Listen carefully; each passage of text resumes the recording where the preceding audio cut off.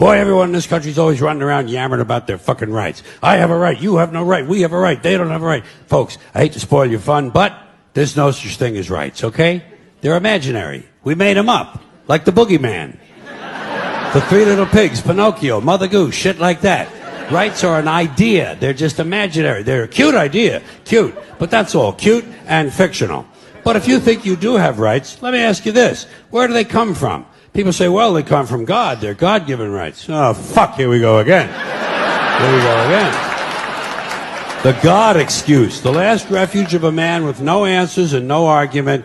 It came from God. Anything we can't describe must have come from God. Personally, folks, I believe that if your rights came from God, He would have given you the right to some food every day, and He would have given you the right to a roof over your head. God would have been looking out for you. He wouldn't have been worried about making sure you have a gun so you can get drunk on Sunday night and kill your girlfriend's parents. But let's say it's true. Let's say God gave us these rights. Why would He give us a certain number of rights? The Bill of Rights of this country has 10 stipulations, okay? 10 rights. And apparently God was doing sloppy work that week because we've had to amend the Bill of Rights an additional 17 times. So God forgot a couple of things like slavery. Just fucking slipped His mind. But let's say God gave us the original 10. He gave the British 13. The British Bill of Rights has 13 stipulations. The Germans have 29. The Belgians have 25. The Swedish have only 6. And some people in the world have no rights at all. What kind of a fucking goddamn God-given deal is that? No rights at all? Why would God give different people in different countries different numbers of different rights? Boredom? Amusement? Bad arithmetic? Do we find out at long last, after all this time, that God is weak in math skills? Doesn't sound like divine planning to me.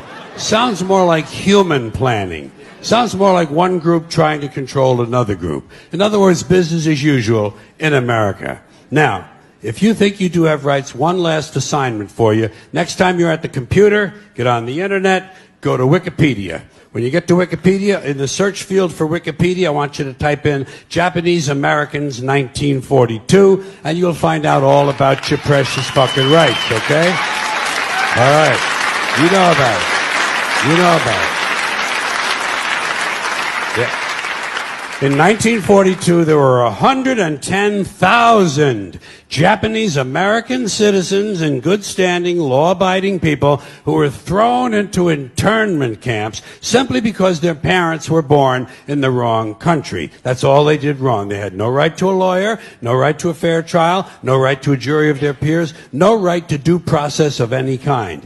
The only right they had, right this way, into the internment camps. Just when these American citizens needed their rights the most, their government took them away. And rights aren't rights if someone can take them away. They're privileges. That's all we've ever had in this country is a bill of temporary privileges. And if you read the news even badly, you know that every year the list gets shorter and shorter and shorter. Sooner or later, the people in this country are going to realize the government does not give a fuck about them. Government doesn't care about you or your children or your rights or your welfare or your safety. It simply doesn't give a fuck about you. It's interested in its own power. That's the only thing, keeping it and expanding it wherever possible. Personally, when it comes to rights, I think one of two things is true. I think either we have unlimited rights or we have no rights at all.